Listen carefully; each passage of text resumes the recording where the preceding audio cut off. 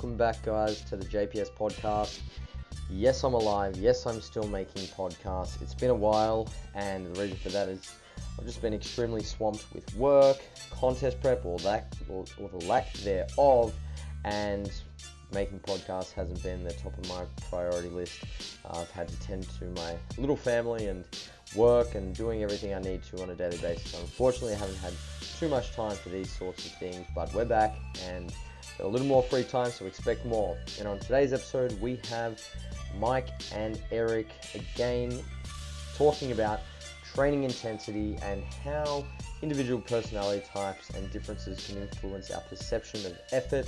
And it's going to be a really good discussion for many of you who want to better understand what intensity means and some important considerations relating to that in your strength and hypertrophy outcomes. Just a heads up, we have the Ultimate Evidence-Based Conference in Melbourne in June this year. Tickets are still available. If you haven't already got yours, be sure to do so. The link is in the description box below. Both Mike and Eric will be there, along with Sohee Lee, Brett Contreras, Lane Norton, James Krieger, Nick Tuminello, and Alan Aragon. So an all-star lineup, guys. So yeah, make sure you don't miss out on this one. Otherwise, enjoy the show, and here are Mike and Eric. So guys, today I'm privileged to have Mike Israetel, Eric Helms, and soon to be joining the show, Ian McCarthy. And today we're going to be discussing a few topics that are a little bit unusual or different to what these guys typically discuss in other podcasts. We're going to be talking about psychology, mental health, and how that can influence success in physique and strength outcomes. And I wanted to talk to the guys and get some of their thoughts, experiences, opinions on how to best understand many of the common limitations related to mindset, for lack of a better word, and lifestyle as they relate to lifting and dieting. So I guess it's first really important to caveat this episode with the fact that nobody here, to my knowledge, is a registered psychologist, and being a very broad and complex topic where I'm sure these guys are not going to claim to be experts, but I do feel that they have some great insight into how some of these things affect your training, your diet, and how you're going to improve your physique and strength long term. So, welcome, guys. Thanks for having us, man. Thank you for having us. Not a problem. I think Mike's finished most of his post-workout drink. Is that what I'm looking at there? No, it's a kind of meal replacement. I've had like a bit of a super high carb, low fat brownie. I'm in the point in my gaining phase where food has lost much of its allure, and I am simply suffering. So we can, we can talk about that later. So I'm sure it's part of this general scope. Definitely. I don't know. Do you feel that you're maybe masked out? Do you think that could be an issue? I reference Internet et al. 2018 has already established that. So, Eric, you're simply behind on the literature. Why do you even need to suppose it when it's been proven? Sorry, I have not read up to date on that. Yeah, like Jake said, I'm not an expert current in this field. Exactly. Yeah. Neither am I. All right, guys, let's get into it. Enough shit talking. So psychological factors and personality types can play a big role in training effort. So I wanted to get your insight as to how people use training effort or don't train hard enough based on their type of personality and just some factors that influence their general psychology around training. So, Mike, do you want to give a definition of hard training, when it's warranted, why it's needed, and what your thoughts are? So I think hard training has two definitions that we could subscribe to. One is training that is within the overload threshold, so it's sufficiently difficult to cause meaningful adaptations. And that requires, not to go all the way, so to speak, but it requires some meat and potatoes effort. Almost by definition, leaving some semblance of a comfort zone is very similar to how we would define the overload threshold, because systemically, your body doesn't really adapt in what's technically its very comfort zone. So as you leave that zone in a transitional period or a transitional sort of realm, that's where we define as overloading training. So we can almost assume that is going to be at least somewhat psychologically disconcerting. For example, if you all of a sudden felt the psychological burden of overload training in a non-training context, you would feel rather unamused. For example, let's say that you're curling, doing bicep curls or something. It hurts. It's tough. And let's say you were just woke up in bed and your biceps felt like you were curling. You'd be like, what the? This is bad, right? So I think that goes to show that especially, and I think Eric has probably a lot more to say about this than I do, folks that aren't used to hard training, when you first start to train them, that like there's business professionals that literally the last time they exerted themselves physically into that range was maybe in middle school or high school. And for them, it can be a little bit of a shock that you want them to essentially subject themselves to controlled pain. That's part one of the definition. Part two, and this is more to the point for higher level athletes and people that really want to get progress when they've already kind of milked out what they can, is training harder than you have in previous sessions. Maybe not the last session, but several sessions before, sort of a historical application of overload. And eventually that process leads to training really, really hard and really, really trying in the sense of psychological effort. So those are the two overload conditions. And I think that that's what you can really call hard training in a technical sense. But I don't know, there's probably other ways to define it. Yeah. Eric, what are your thoughts on that? Is there anything that you want to add? I would just say I've had an interesting fitness career in that I started as a Gen Pop personal trainer and then moved into training almost exclusively strength athletes and bodybuilders through most of the time, spending most of my time like interacting on a regular basis through prep, which is their hardest period. So what is considered hard, especially when you're dealing with these extremes, is super subjective. I have had people who have absolutely no background in athletics, have never worked out before, very sedentary, do things that an athlete might consider a warm-up and feel like it's an insurmountable mountain to climb. And I've had to bring back the level of training on many bodybuilders to something more reasonable so that they could actually progress because they were actually doing too much or too much volume or either too much intensity and the different definitions of it. So it's interesting. I would say is a good general rule. I would agree with Mike that like if something feels hard, it's tailored and targeted towards your desired outcome, and you have some experience with it, that's probably an indication that there is some overload happening. But not always, like you'll see this a lot with people who have an athletic background who get into weight training. They have done things that are probably a lot harder than what is required for them to first make progress in the weight room. If they've ran, a marathon, or if they were a triathlete, or if they played a contact sport, and they're used to getting punched in the mouth as a regular part of their training. And they have roughly kind of novice levels of muscle mass. Yeah, doing 3 sets of 10 twice a week is going to max out like their level of progress, and that doesn't feel very hard to them. Mm-hmm.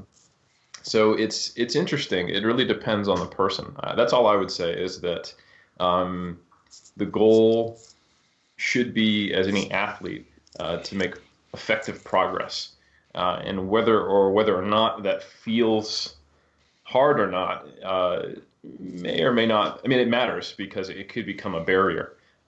But it's not necessarily the goal. The goal isn't to do hard work. The goal is to make progress. Yeah, awesome. And I guess in terms of, you used the word feel there, very subjective.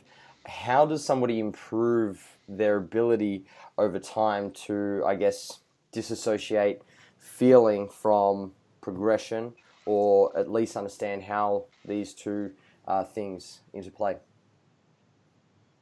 That's a good question. And like you said, certainly not an expert in this, but I think subjective data has value. And I think it's important to put objective and subjective data into context than necessarily it is to go, oh, which one should I pay attention to, or how should I marry them up?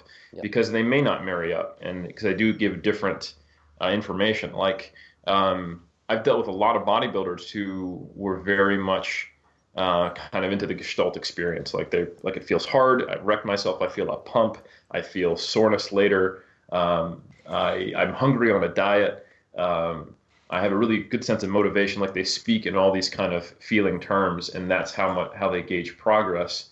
But I sit down with their logbook and I go, bro, you haven't had a PR in like 5 years. Like we need to something isn't here. Like you're managing to work hard, but you're not actually progressing. Like you've never actually got striated glutes on stage. Like I get you're hungry. I get you're sore after your workouts, but I think I'm just trying to give an example of focusing too much on subjective versus objective data. And sometimes I think some of the messages that we give can emphasize one over the other. Like in the bodybuilding world, you'll often hear like, we aren't weightlifters. The goal isn't to move a weight from A to B. And some people will justify this as just, I ran the rack on dumbbells and then I did a couple drop sets and then I trained by feel, and there's really no structure to their training. You know, people will confuse variation for randomization in their training. They will think that the hardest diet is the best. So this kind of thing, like, I think it's useful to be in tune with your body and be aware to how things feel, but at the same time, you need objective data to actually give you outcomes. And the subjective data is very valuable as well because it tells you about the sustainability of something, your stress response to it, whether or not you enjoy it, and then therefore we're likely putting in a lot of effort, or whether you just kind of have to force yourself to do something, which again goes back to the sustainability side. And there are things that we just can't get objectively. Like I would love to be able just to have one metric that would tell me that it was time to maybe take a light week or a deload. But in reality, I'm looking at, okay, are your loads progressing or are your reps progressing or not? So like, are we seeing a stall in performance? Also, how's your sleep quality? You know, how are you dreading going to the gym? You know, what's your general mood like? Like these are all things that in aggregate you kind of need to make good decisions. And so I think it's important to be aware of how you feel and then also track objective data and then see how those two things relate to one another. And when they don't relate to one another, then you know that's something not to put a lot of stock into. So I think that's the main thing, is getting them in context and seeing their relationship. Awesome. And Mike, if somebody is training hard, or they're not progressing, but they're still training hard, and what they're feeling is difficult, what is your advice on how to remove, or what are your thoughts on what to do in situations where what somebody's feeling is limiting their progress or ability to continually train hard as necessary by the requirements of overload? So are you saying they think that checking the hard training box is enough? Yes. Is that what you're saying? Yeah, correct. Oh. Well, yeah, I mean, you just have a chat with them that, first of all, that box could be checked excessively and the training is too hard and that they've either making suboptimal gains or no gains at all. And then you can also say that there is a variety of other boxes we have to check, like nutrition and recovery, and nutrition being a subcategory of recovery and of adaptation, and that we have to approach their improvement as a multifactorial complex system, which it is. So we start turning into a little bit more like engineers than people who say, I'm training hard, that's good enough. I mean, that's like a 4-year-old's assessment of progress. So, but you have to, I think, rather than scolding people for that sort of view, you can kind of acknowledge that they're coming from a good place and then bring them in. You say, listen, it's great that you're a fucking warrior and you're killing it in the gym. Love it. Let's talk about exactly what you're doing, so maybe we can just make sure you're not doing too much, because I'm loving the attitude, but we don't want to do too much because we're not here for therapy. We're here to get better. And then let's talk about all the other stuff you're doing. And a lot of times I'll have conversations like that with athletes. I used to coach a lot of athletes, and they'll be like, well, I haven't slept in days, and I don't even remember what food tastes like. And I'm like, motherfucker, you're not on Lord of the Rings Journey to Mount Doom. What are you doing over here, right? So, I mean, maybe you are, but that's a good training modality, I suppose. I don't think Frodo really adapted to much of anything. Eric, being that you live in the Lord of the Rings, I'm sure you find this quite relevant. Well, the ring interfered with adaptation a lot. I mean, he was constantly being pulled by the Dark Lord. So like that's kind of a low-grade stress all the time. And then it got worse he got them outdoing. So. 100%. I mean, it really, like, hey, bro, like, if he needed to hire Eric and I as sports scientists to be like, what am I doing wrong? Like, first of all, you brought only carbohydrate on this journey, and it's absolutely insufficient amount of it. And second of all, the ring is a net fatiguing stimulus. Give it to Samwise or something, and then you take a little deload at least from the ring, right? Like, I carry it for 5 days. Samwise carries it for a day. It's not the end of the world. Well, maybe it is. But anyway, sorry. He's treating a team sport like an individual sport and not relying on his quite selfish. But see, the ring like made him more selfish. That's the complication. So, But in any case, I think we're ready to make a periodized plan for a ring delivery to, that's it. But on a serious note, it's important to recognize that their hard work is great and well-intentioned, but first of all, modulating that level of work, finding out if it's in the right range, and second of all, making sure we're paying attention to all the other factors. So I definitely don't want to come at people and be like, who cares how hard you're working? All that matters is recovery and nutrition. Because people will say that. And you're like, you can't possibly mean that. So it's great. It's great that the work, because, you could have it the other way around, where they have no problem with meals. They get plenty of sleep, but then they train like miss sessions and don't train hard enough. And that's a problem in and of itself. So we take it for what it is. It's good, but let's work around all the other stuff and make sure that the work isn't excessive as well. Awesome. And on the other end of the spectrum, we have, the individuals who are somewhat more analytical, a little bit reserved, some, often at times even fearful of, intensity and placing attention on their body for whatever reason. How do you go about coercing them into actually training hard enough to make progress, even though they might be feeling like they train hard, and that stress is sufficient? I would say that you again meet them where they are. So let's say they're training really far away from failure and with not enough volume, just as an example. What you do is you say, I think you're on a really great path. And now that I'm in charge or whatever, I'm the coach, let's just add 5 pounds to the bar next week to everything. Not the end of the world. You'll still be real far from failure. And then we're going to add a set to everything and see how you feel. And they do that, and probably because it's not a really big disruption from where they are, it's not a big deal. And they say, I still feel pretty good. And then when they eventually make enough of those additions to start getting that sort of paranoia of like, ooh, I don't know, I got sore, I don't know, then you can just really calmly talk to them. Because the great thing about analytical people is that they're analytical. So you say, okay, it's a very valid concern that you think something is amiss because you're clearly detecting some kind of disruption to your body. You don't tell them that that's really why we're going to train. But anyway, so, okay, and that's totally a concern, and they could very well be too much. Let's look at our objective criteria via science of what is too much and how you're feeling, and check all those boxes, try to find some arrangement to see, like, okay, do we really meet the criteria of doing too much? And be like, are you progressing? Yes. Is the soreness overwhelming and is still around in your next training session and reducing your force output? No. Do you have bruises on your legs after squats? No. Is there any tendon macrostructural damage? No. And you go through that whole list, and then they're basically forced at the end of the list, without you telling them, to be like, I could probably go a lot harder than this, huh? You're like, and that's great, but we don't need you to go a lot harder. We just need you to go a little bit harder next week. That's it. And if you ever feel like we're going too far, we're always going to back it up. And sometimes if they really freak out on you, just deload them and then slowly work back the other way. It's not training a lot of times isn't people think like, we got to get in shape now. No, you don't. You can take a long time with it, because a lot of these folks, even when you just get them a little bit out of the comfort zone, they start making these crazy gains, which is my last point. Once you get them making really good gains via getting them closer to where they're supposed to be intensity and volume wise, a lot of times they're like, wow, I don't even know what I was scared of. There's a big buy-in there. So that's my opinion on the matter. Meet them where they are, coax them in slow, and if they ever freak out, talk to them, because maybe they're freaking out legitimately, but the only thing you can do is put objective measurements side by side with their subjectives, and like Eric said, is it matching? Because if they're freaking out for some good reason, well, then Jesus, you as a coach should be agreeing with them. But if they're not, then they're just going to plainly see that that's the case, and it might take 2 or 3 runs of paranoia deloads until they just come a little further each time, and then a year later they're coming as far as you want them to come.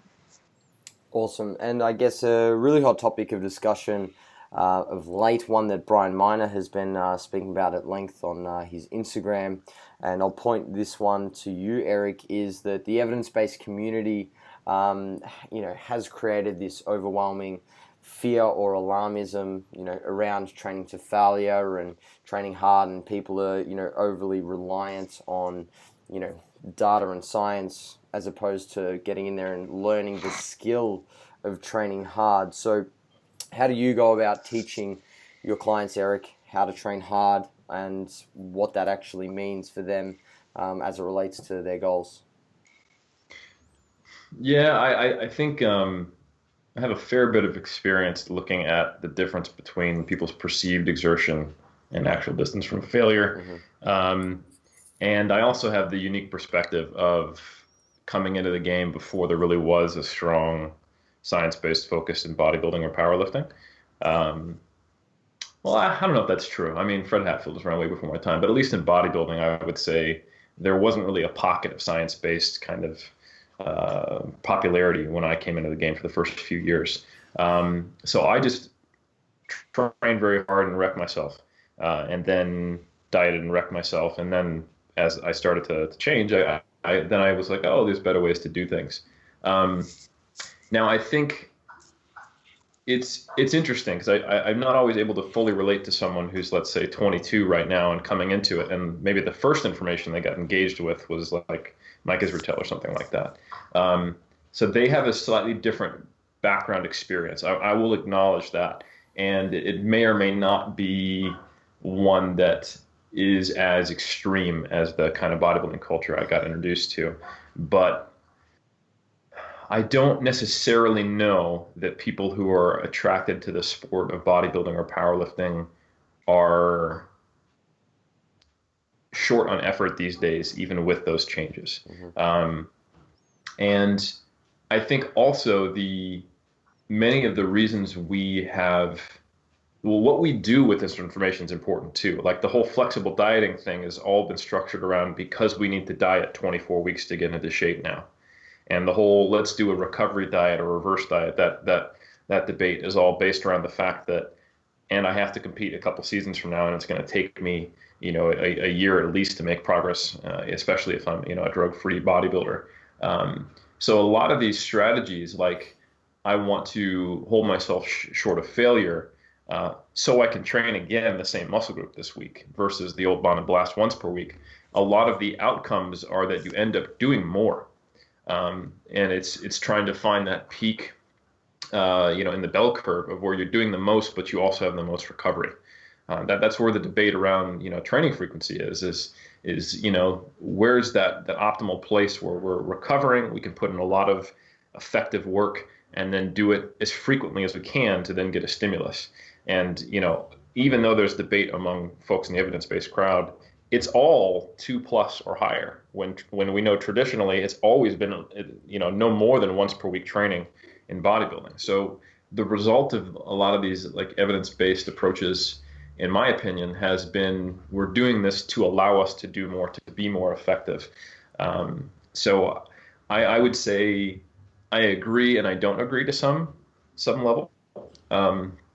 Also, when you look at the literature on how hard do people train outside of like the bodybuilding community, man, it's not hard at all. Like there's a study where people who've been training at least 6 months were just brought into the gym and said, hey, what weight do you use for 10 rep sets on bench? And they go, oh, it's this weight. And not saying, hey, what weight do you use to train to failure? But then they ask them, okay, cool, let's put that on the bar and we'll do as many reps as we can. And the average number of reps was 16 with a standard deviation of 5, which means there's a couple people who are doing well over 20 reps. I think there was actually more than 10% of them are doing 21 reps or more with what they normally do for 10. And 40% are doing, I think, what was it? They're basically under a 5 RPE in their normal training at all times, if I recall the data correctly. Now, this is people in the gym 6 months, but that represents a huge amount of people because of the recidivism we have with training. Most people are in there for 6 months and then stop.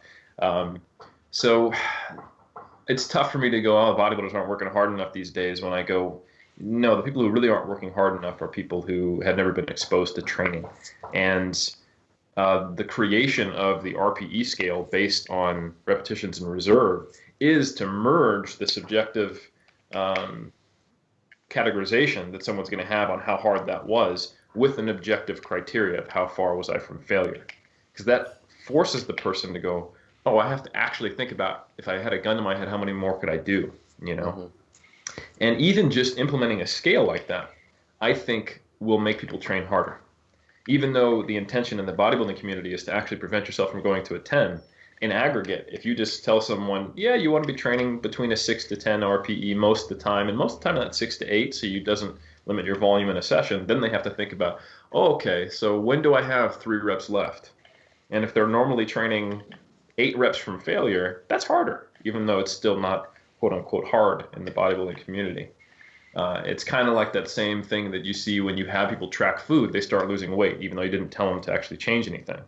It generates awareness, and they start quantifying things that previously they were able to, justify away. So, yeah, I think that statement that you kind of opened with, it depends on the population we're talking about. Mm-hmm. I think you take the RPE scale and you apply it to Gen Pop, they're going to end up training harder.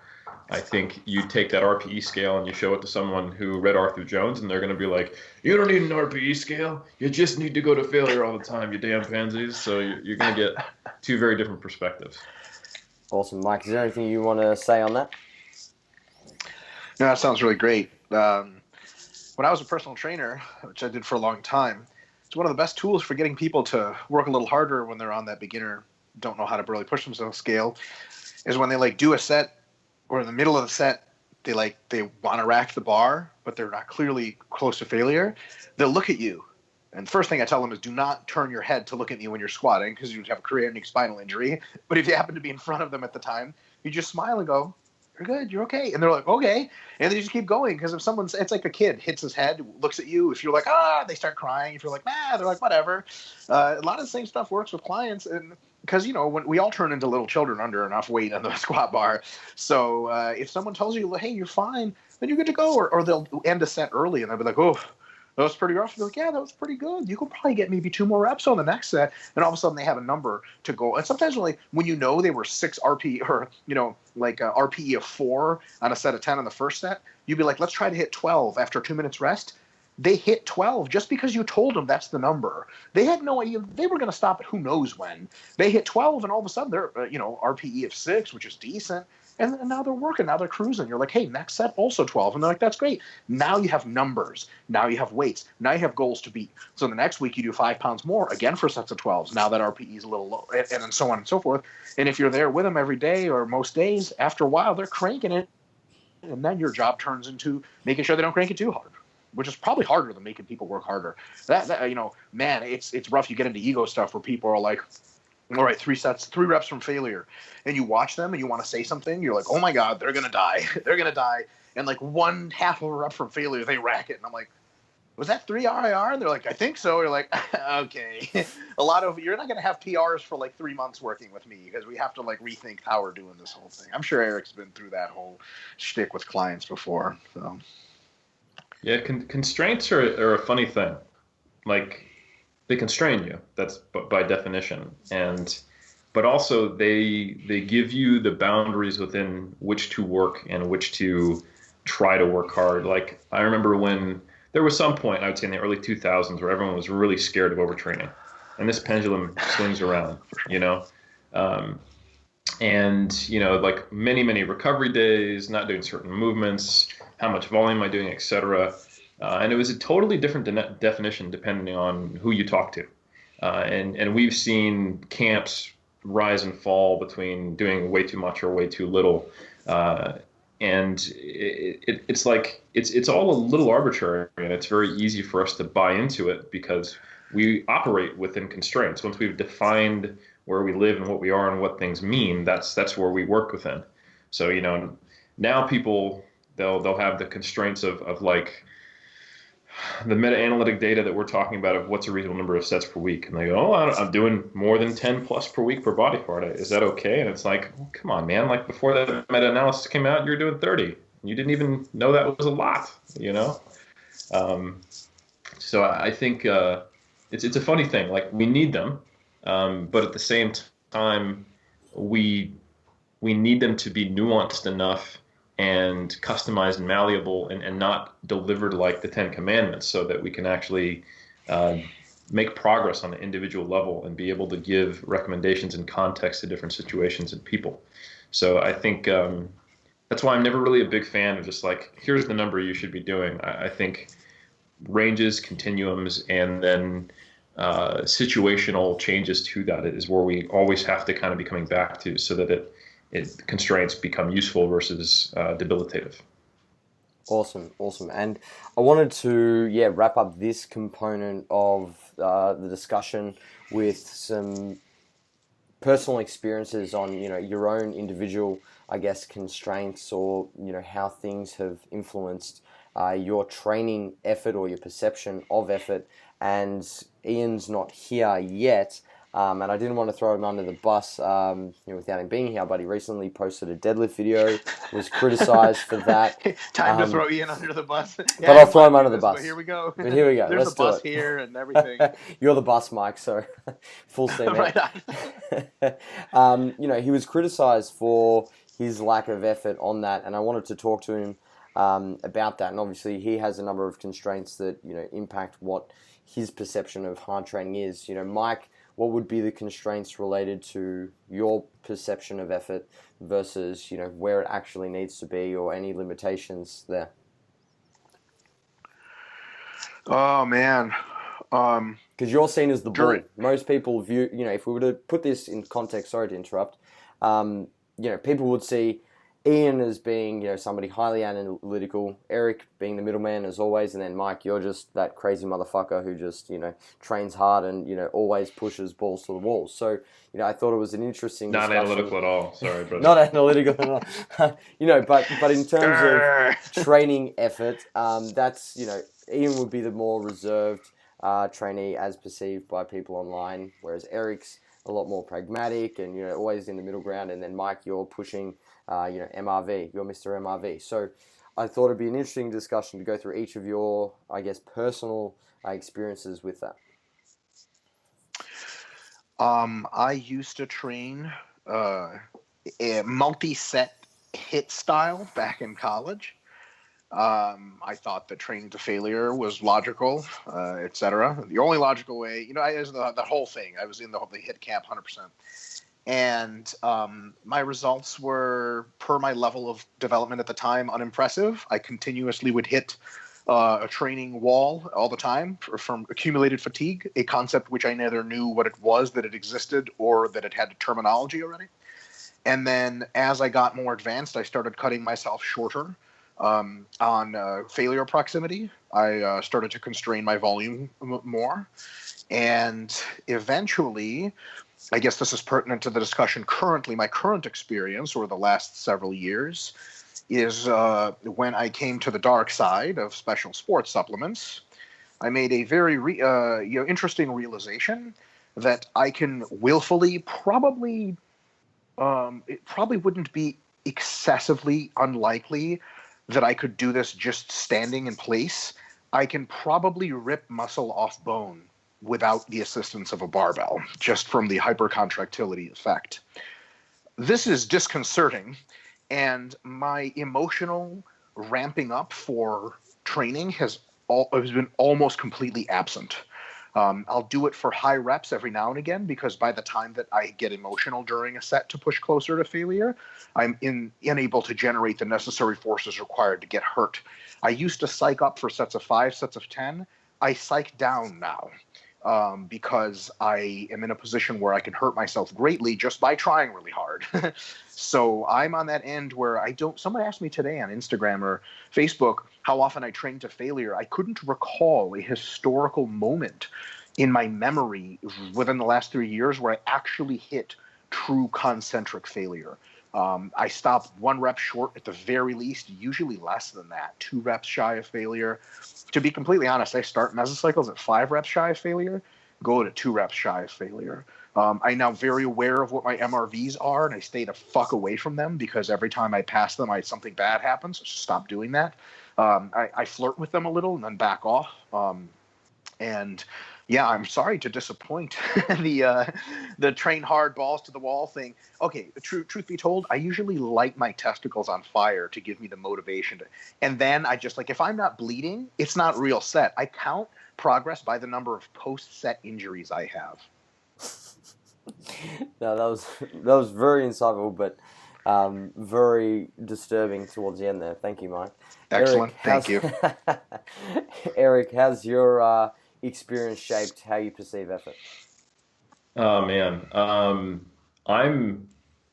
my career as an educator and a bodybuilder has been me working towards bringing myself towards doing what I actually recommend, and getting further and further away from do what I say but not what I do. Like, I remember there was a workout I did during prep. I think it was 2009, but it might have been 2007. I can't remember which prep it was. And my good friend and workout partner, Adam, at the time, he called me out because I'd written this article about how you probably need to reduce volume during prep just to account for recovery. And he was like, Eric, you just did a 36-set shoulder and arms workout, and you're 5 pounds over stage weight. And like, I try to, the problem is when you know enough to think you're an authority or whatever, you're also know enough to make a bullshit. And I was like, well, the thing is that because of the cardio I'm doing and the diet, I'm in actually very good cardiovascular shape, so I can handle the high volume right now. And he was like, then why'd you write that article that says you shouldn't do it? And eventually I was like, shut up. I was like, I just want to work hard, leave me alone, So, yeah, like I very much started as a stereotypical bodybuilder in terms of a lot of effort. And I think for the first 2 years of training, I made very solid progress. And I think I have a pretty high tolerance to doing more than I need to be doing or should be doing. And then I started to actually get held up by a back injury. And then what I think was a rotator cuff injury, but nothing serious as it resolved itself right around 2006 or so. Got that all sorted and then did my prep. And that's when I got called out for doing 36 sets or whatever. And then I was dubbed the Relentless Warrior by Jeff Alberts during my 2009 prep. It was like 9 months, and I dieted on really, really low calories at a certain point. Tore my hamstring in the middle of prep and just kept going. Got on stage 4 times after I tore my hamstring. So I did dumb shit for a long time. And so, yeah, I'm a few injuries in, and finally, I'd say right around 2010 or 11, I started getting smart. And I would say in 2011, I actually came in a little smaller in my upper body than I had in previous years, just because I had kind of tapered my volume down and everything. And been like, I need to be smart and just train short of failure. I need to bring my volume down. I've been doing too much for years. I think I should just not work as hard. I'm getting my own way. And this is when I found out that my upper body responds to a lot more volume than my lower body does. I don't know if that's an epigenetic background or running track, or just my whole mom's side of the family has huge thunder thighs.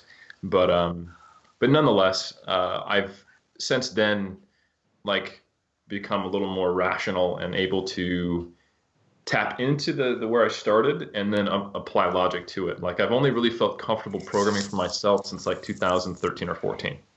And I outsourced it at a certain point because I would either get scared of my history and just not train hard enough, or just go into a place of just killing myself, and neither one was very effective. So I had trouble finding that middle ground until recently, which is probably why I've been driven towards researching autoregulation and been so interested in it, because it's trying to marry up that objective and subjective data. And now I actually feel very capable of making performance gains. It's just they come a lot slower because I've been training for almost 15 years. So that's its own little journey of trying to figure out what is a reasonable rate of progress when you're this late in the game. And more often than not, what holds me back is structural issues. So trying to figure, I had to get hip surgery a year ago. And then little things like that, just making certain body parts of mine hold up really well and I can do a ton. But just making sure that I pay attention to warning signs that this might break you if you keep it up, even though it's working. So trying to find creative ways to make progress. So I'll push to failure on, bicep curls, calf raises, leg extension, leg curl, all the live long day, on my last set. But like Mike, I am a lot more intentional, I would say, with the way I program main lifts and things that have a much higher injury potential or systemic fatigue. But yeah, I would say that's kind of where I'm at these days. Awesome. And that was why I wanted Ian on this episode. He's still not here. But he's so sore from his workout he couldn't make the Skype. But I think this will be the final point of discussion on this. But he obviously came into the game from a very evidence-based, analytical viewpoint, and has, as a result, not experienced the same, subjective, perception of effort like you guys have coming from that hard training background. The issue I see with that is that, in learning everything he has learned, or, even people who come into it purely from a scientific standpoint, they don't have the experience of what hard training is. Final thoughts on how these individuals, because a lot of them are going to be listening to this podcast and similar podcasts, how can they better understand what it means and what it feels like to train hard without breaking themselves? And is there a time and place for people to sort of put away with what the literature says and just go in there and get messed up, so to speak? Sorry. You go.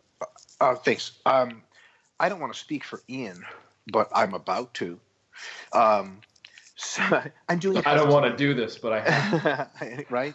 So I think that Ian trains with a very low proximity to failure, with a very high RIR, because he doesn't want to train so hard to have to reduce his training frequency, because I think training offers him a therapeutic outlet that he very much enjoys and is a critical part of his psychological life, which is super awesome. And I think I talked to him about this. I think it's entirely intentional, and he's posted about it. I don't think Ian is unfamiliar with how to push himself. I think he just knows that if he pushes himself so hard as to reach for optimal gains, then he's going to reduce the optimality of psychological application of his training. That's what I thought. I still think that. I'm very much aware of that as well, but there's been criticism online. Well, those people are fucking retarded, just have no idea what they're talking about. Sorry. Like, I've actually had people on my, I had a follower, I wanted to call these people followers, tell me that he really liked the way I train. And unlike some like pussy motherfuckers like Ian McCarthy, who doesn't train hard enough. And I was like, yeah, I think Ian has his reasons for that, man. And thank you, but I don't think it's an apt comparison. And Ian got on there and he was like, you have no idea about anything I'm doing. And I was just like, well, I think Ian's been pretty clear about why he does this. So, and to finish my point, I actually don't think I've ever physically met an evidence-based person that doesn't train hard enough as far as failure proximity because of evidence-based constraints. Like, I've literally never met one of those people. I'm sure they exist. I just never seen them. I have seen people who are cutting the low end of the volume because they're super overtraining fears. But that's a little bit of a qualitatively different sort of thing than just not pushing it hard enough. They are within the set. They're just not doing. It's not enough dosage. LOL from the sports supplements guy. But so. You know what I mean? So that idea of like all you've been through is PubMed, and you've just looked up to Eric Helms and Israetel your whole training career, and you're training too like easily. I've just never seen that actually play out. I've literally never. I don't know anyone. Nobody comes to mind that I've ever like been like, oh wow, you're like. What does come to mind is I've done a bunch of seminars now, and Jared Feather and I have trained a whole bunch of people across the world, and they'll know our IR stuff. And they'll talk about like, oh, I've been coached by 3DMJ guys, or I'm currently being coached by them. And then they'll do a workout and they'll like grind close to failure. And I'm like, if Eric was here right now, he'd fucking murder you. I'm just not going to tell him you're doing this out of just sheer respect. You know what I mean? It was just like, I've just seen the opposite, to where guys will pay lip service to evidence-based RIR stuff and then just not do it. So I don't know. Maybe Eric has a different perspective. Maybe he's seen the large swaths of people not push it hard enough. I've just seen most people push it too hard. That's why we came up with the MRV concept, by the way, because we're trying to say there's such a thing as too much. But anyway, that's neither here nor there. So.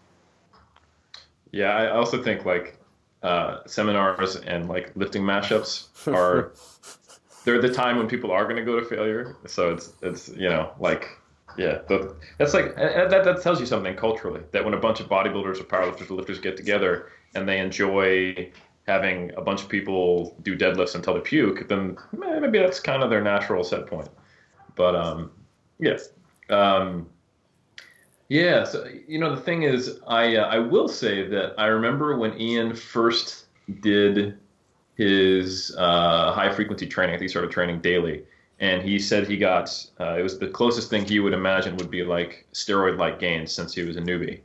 Um, and I would say that that is pretty much indicative that either the volume and or the intensity, relative or absolute, was too low. The fact that pumping the frequency up that much was that effective for him. But that the flip side of that is, well, that's a viable strategy. I always describe volume, intensity, and frequency as a triangle that as you shift one side, the others have to. That always maintains its area, if that makes sense. And I'm sure I'm butchering math, but you can go really hardcore on frequency, volume, or intensity, or maybe two, but you have to adapt the other. Like, for example, the Bulgarian system of very frequently going near to a max, but doing very little volume per session is effective.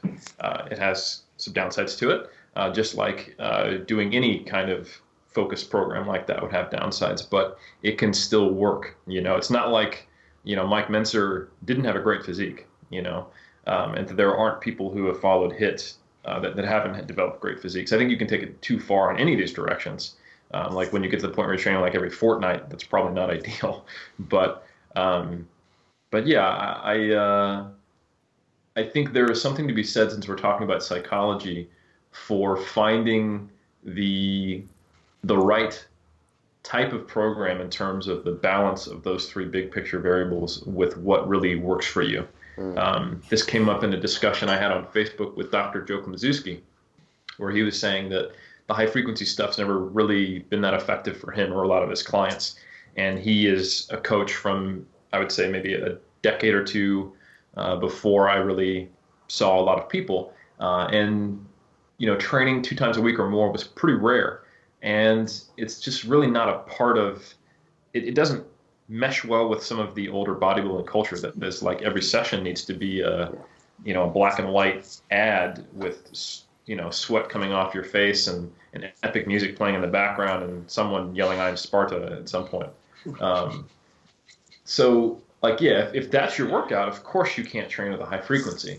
And we've seen so many bodybuilding champions be effective with a 1 times per week frequency with a very high intensity of effort and or volume, one or the other. It could be like Lee Haney style workouts, or it could be Dorian Yates style workouts. But nonetheless, there's many people of both philosophies who've done quite well.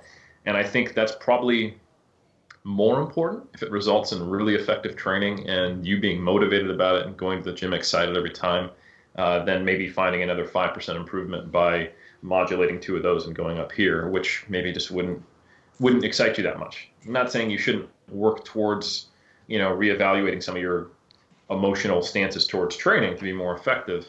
But I think there's something to be said for that at the very least. Yeah, awesome. And I guess we move on to the next subject now. That was a really insightful discussion. And talk about live. Yeah, continue. I think we got an Ian. I gotta go. Can Ian replace me? Because I tapped out at 6:35 or 6:30. It's 6:30 here. All right, let's tap you out, Mike. Thank you very much for your time, man. Thank you so much, guys. Thanks, bro. Eric, see you in one of these very soon. And Ian, hold down the fort for me, baby. I'll see you guys. See you, man. Bye. Awesome. Bye.